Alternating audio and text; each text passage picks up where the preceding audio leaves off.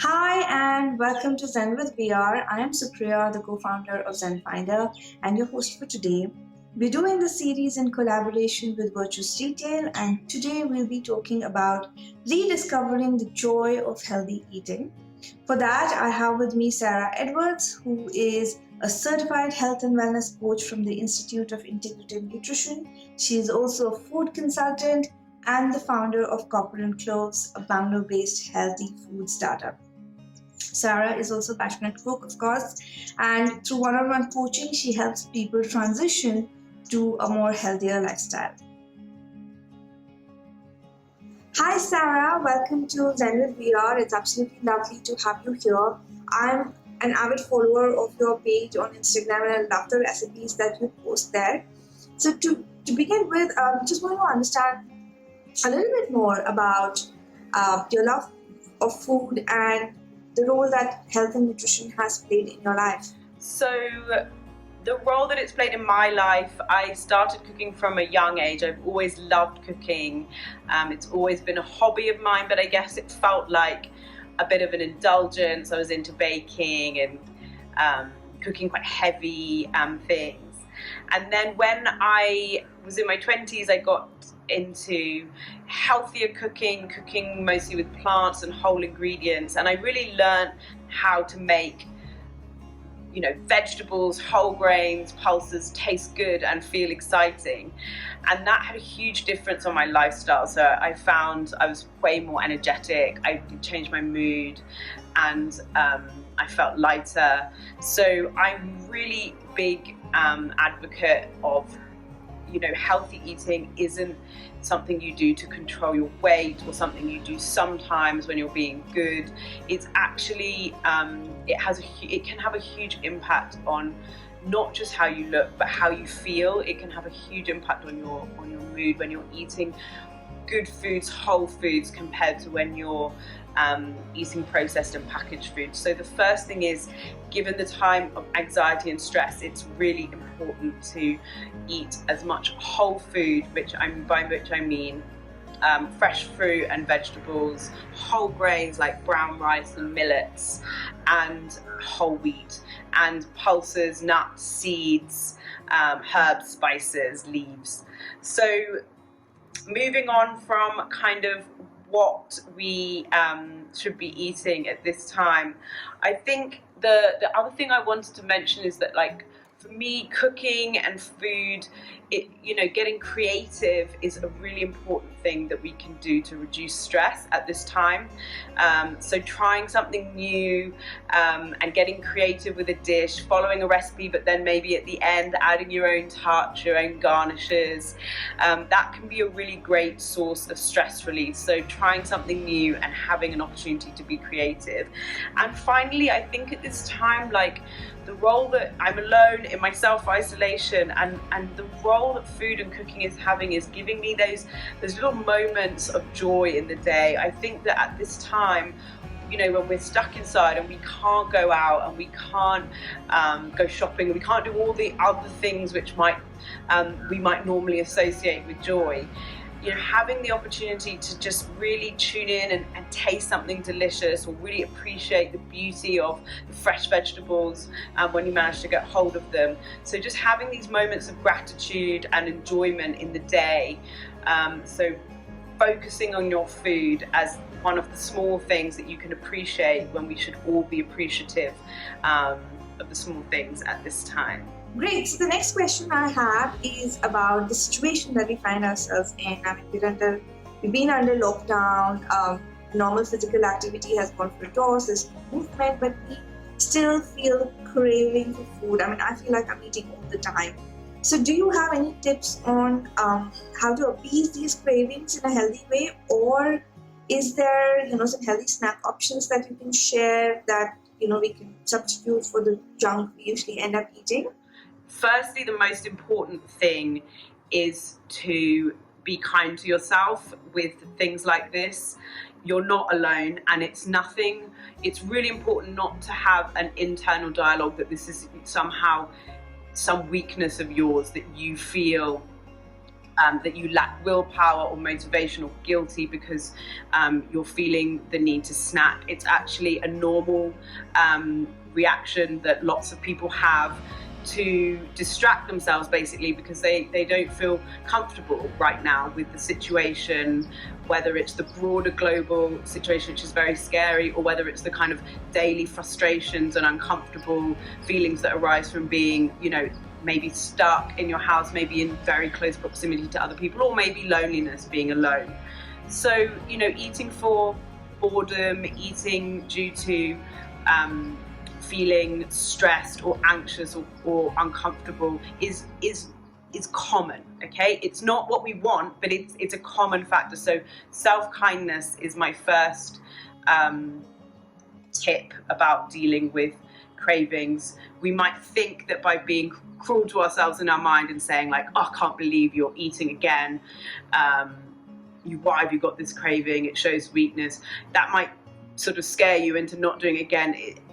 Absolutely opposite is true. When we have a kind of dialogue with ourselves, like, oh look, that craving's come again, probably because I'm feeling anxious, we're far more likely to be able to observe that craving and not act on it. And that is my second tip. This is mindfulness in practice. I do bring a lot of mindfulness into my health and nutrition coaching. The idea is that you are able to observe cravings that arise. So you don't try and push them down or pretend they don't exist. Equally, you don't feel compelled, like just because I have a craving, I've got no choice. If a craving's there, I've got to eat. It's about learning to observe cravings and what they might be. So saying like to yourself, oh, okay, I've got a craving to go and keep going to get those small chocolates from the fridge, but I've just eaten and my lunch like an hour ago, I'm not really hungry. Okay, that's happening. Be kind to yourself and just learn to sit with that uncomfortable feeling. Acknowledge it's there. Okay, there's a really strong draw now to get up, but I'm observing it. If you're able to observe your own thoughts and feelings, they have a lot less hold on you. So the practice of learning to observe cravings and urges without feeling compelled to act takes time. It's not going to happen maybe the first time, but at least bring an awareness to, okay, the cravings are rising and I'm going to observe it for as long as I can help to strengthen that reaction. If you do have a tendency to snack when you are around the house because there's always food available, we just have to make it easier for ourselves to not go onto autopilot and eat the junk that we might not want to be eating. So it's really simple. Keep things which are tempting, that you don't want to be eating several times a day, away so that you only have them when you really want to, when you're really up for a treat. And keep healthy snacks visible for when you are actually hungry. I have lots of healthy snack recipes on my website and over on my Instagram account, which is Copper and Cloves. And there you can find things, whether it's savory, whether it's sweetened, but we don't use any refined sugar. Everything's well balanced. So if you are going to have healthy snacks, I do have lots and lots of recipes that are all available for free on my various channels. That was indeed very helpful. And now to my last question, and this is about, again, the present situation. People, there's a lot of time that people are spending doing household chores. Cooking is taking up a lot of time. Then there are, of course, people who are living alone or who don't know how to cook. What would your advice be in this scenario for people to still, opt for healthy food options? Yeah, thank you. It's a great question. I know that either due to maybe not having your normal help, does cooking being able to come, or perhaps because you can't go out for meals or you have limited options to take away, loads of people are cooking more, which is great for me. That's my mission, is to get people to see how much fun cooking can be. And that's my first tip. Just reframe this in your mind. Cooking is a chance to be creative. It's a chance to learn a new skill. These are the kinds of things we normally say that we don't have time to do due to the busyness of normal life. We always want to start that course or learn something new. We don't have time. This is an opportunity to practice something new and get creative. on a daily basis. So that's my first tip. The second thing is to really get into batch cooking. So that's the idea of cook once and eat 2 or 3 times. So over on my page, I have lots of recipes that really lend themselves to batch cooking, so that you can cook a big pot of something and then enjoy it that day, and then freeze it so that you can have it a couple of days later. So you're not eating the same thing on both days, like consecutive days. You can actually cook something once and then have a different meal the next in the next few days when you just defrost it. I like to try and make things quite different. So for example, I have a big batch of Moroccan stew that I have a recipe for. It's super easy to make. It uses mostly normal ingredients that you'd find in an Indian kitchen, but in a different way, slightly different blend of spices. So it's something exciting and new, so you're cooking something new.